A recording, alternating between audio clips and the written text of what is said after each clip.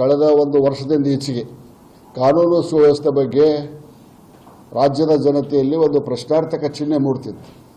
ಗೃಹ ಸಚಿವರು ಒಬ್ಬ ಒಳ್ಳೆಯ ವ್ಯಕ್ತಿಯಾಗಿದ್ದರೂ ಕೂಡ ಈ ಇಲಾಖೆಯನ್ನು ನಿಭಾಯಿಸುವಲ್ಲಿ ಅವರು ಅಸಮರ್ಥರಾಗಿದ್ದಾರೆ ಅನ್ನುವಂಥ ಮಾತನ್ನು ಅತ್ಯಂತ ಕಟುವಾದ ಶಬ್ದಗಳಿಂದ ನಾನು ಹೇಳಿಕ್ಕೆ ಬಯಸ್ತೇನೆ.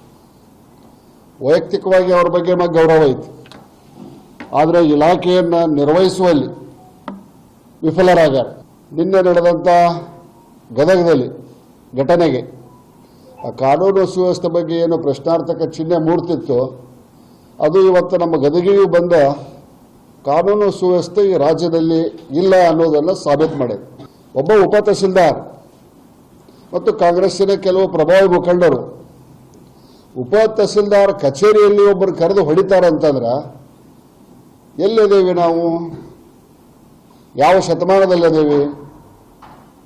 ಕಾನೂನು ಸಚಿವರ ಉಸ್ತುವಾರಿ ಜಿಲ್ಲೆಯಲ್ಲಿ ಅವರ ಊರಲ್ಲೇ ಹಿಂಗಾಕೈತಂದ್ರೆ ಉಳಿದ ಕಡೆ ಹಣೆ ಬರ ಏನು? ಇದರ ಮುಂದೆ ಸರ್ಕಾರ ಇದರ ಬಗ್ಗೆ ಕ್ರಮ ತಗೊಳ್ಳಬೇಕಂದ್ರೆ ಜಿಲ್ಲಾಧಿಕಾರಿಗಳ ಕಚೇರಿ ಮುಂದೆ ಭಾರತೀಯ ಜನತಾ ಪಕ್ಷ ಮತ್ತು ಈ ಘಟನೆಗೆ ಸಂಬಂಧಪಟ್ಟಂಥ ಎಲ್ಲರೂ ಸೇರಿಕೊಂಡು ನಾವು ಸತ್ಯಾಗ್ರಹವನ್ನು ಮಾಡಬೇಕಾದಂಥ ಅನಿವಾರ್ಯತೆ ಬರ್ತೈತಿ ಅನ್ನುವಂಥ ಮಾತನ್ನು ಭಾಳ ಸ್ಪಷ್ಟವಾಗಿ ಹೇಳಲಿಕ್ಕೆ ಇಚ್ಛೆಪಡ್ತೇನೆ.